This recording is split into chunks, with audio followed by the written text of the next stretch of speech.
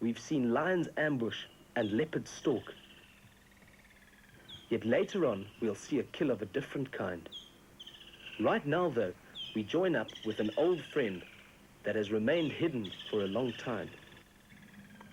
This is Shisiwana. She's a female leopard of about 3 years old. Her territory just comes into Voyatella's southern boundary.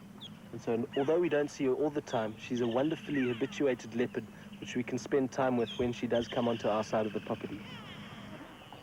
For such a young leopard, she's got an amazing history, as she was abandoned by her mother at just 7 months of age and has had to live alone in solitary, hunt for herself, fend for herself since then.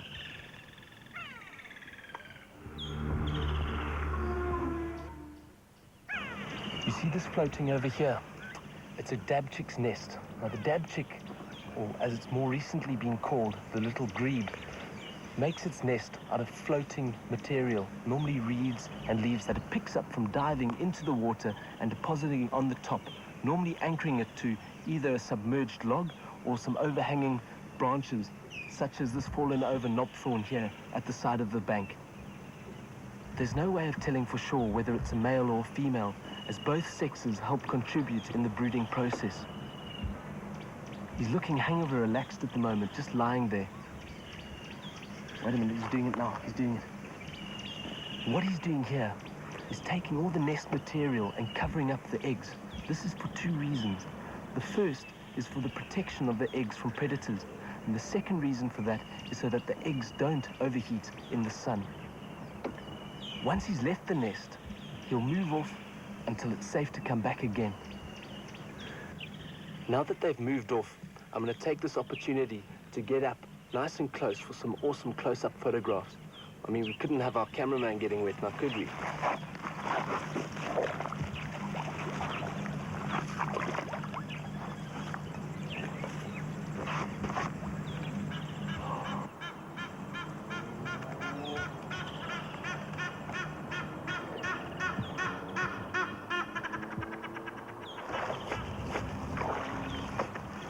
Now that's something you don't see every day. We were so lucky we were here filming the little grebe's nest and had the cameras here at the same time that the goose was taken.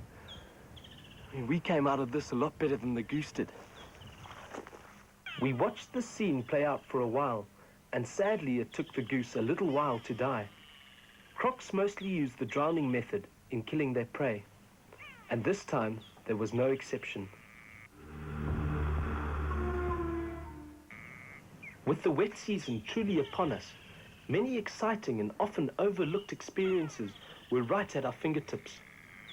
With the bush erupting into life all around us, we decided to try out a game drive of a different kind and set out for Treehouse Dam to see what all the noise was about. After the rain has filled all the dams and ponds, this is a great time to get out into the bush and look for frogs. As you can hear, there's just this chorus symphony. This deafening sound around us is because of the frogs trying to get together in order to mate. And we're sitting here with this, the little grey tree frog. Now he spends most of his life out of water, but comes down to the water's edge in order to mate. And what they do is, the female produces egg white, which the male then, on top of her, whips together with his back legs in order to form a foam nest.